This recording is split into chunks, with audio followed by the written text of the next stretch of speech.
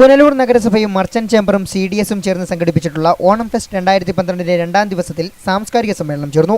Onam fest general convener D. ദിനേശന്റെ അധ്യക്ഷതയിൽ ചേർന്ന സമ്മേളനം ചലച്ചിത്ര സംവിധായകൻ MP. സുകുമാരൻ നായർ ഉദ്ഘാടനം ചെയ്തു. ആവശ്യകതകളെ പറ്റി ഇന്ന് നമ്മൾ സംസാരിക്കുന്നത് അല്ലെങ്കിൽ അങ്ങനെ ഒരു സമ്മേളനം നമ്മൾ നടത്തുന്നത് എനിക്ക് തോന്നുന്നു ഞാനൊരു 10-15 കൊല്ലമായിട്ട്, കാരണം ഇവിടെ ജനകീയാസൂത്രണം എന്നുള്ള ഒരെണ്ണം വന്ന കാലം മുതൽ ഞാൻ പോകുന്ന വേദികളിലൊക്കെ പറയാറുള്ളത് ഇതുപോലുള്ള ഇതുപോലുള്ള കലാരൂപങ്ങൾ എന്തായിരുന്നെന്നും ഇവിടുത്തെ വാസ്തുശില്പ രീതി എന്താണെന്നും ഒക്കെ അറിയാതെ, അല്ലെ ചിത്രരചന രീതി എന്തായിരുന്നു, അല്ലെ കവിത എവിടെയാണ് എന്നറിയാതെ ഒരു സമൂഹം വളർന്നു വന്നു കഴിഞ്ഞാൽ അത് എങ്ങനെയാണ് സാംസ്കാരികമായി മുന്നോട്ട് പോവുക?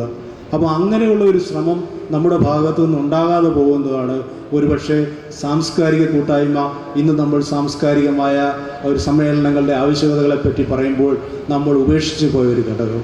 ഞാൻ പലപ്പോഴും പലയിടത്തും പോകും പറഞ്ഞിട്ടുണ്ടായിരുന്നു, നമ്മുടെ നാട്ടിൻ്റെ ഈ തനതായ സ്വത്ത് ഇപ്പോൾ ഇവിടെ പലർക്കും ഇവിടെ തന്നെ പറഞ്ഞു, പുനലൂർ ഇത്രയധികം കലാകാരന്മാരുണ്ട്, അറിയപ്പെടുന്നവരാണ് അവർ, അറിയപ്പെടാത്ത എത്രയോ പേരുണ്ട്. നിരൂപകനും എഴുത്തുകാരനുമായ J. രഘു മുഖ്യപ്രഭാഷണം നടത്തി. മാധ്യമപ്രവർത്തകൻ D. K. വിനോദൻ, ചെറുകഥാകൃത്ത് ധന്യരാജ്, കവി രജീഷ് പാലവിള, കവയത്രി ബൃന്ദ തുടങ്ങിയവർ പ്രസംഗിച്ചു. നഗരസഭാ സ്ഥിരം സമിതി അധ്യക്ഷ മിനി മധുകുമാർ സ്വാഗതവും നഗരസഭാ കൗൺസിലർ ബിജു കാർത്തികേയൻ നന്ദിയും പറഞ്ഞു. തുടർന്ന് രാത്രി 8 മണി മുതൽ എന്റർടൈൻമെന്റ് ഷോയും അരങ്ങേറി. ലൈവ് വാർത്ത പുനലൂർ.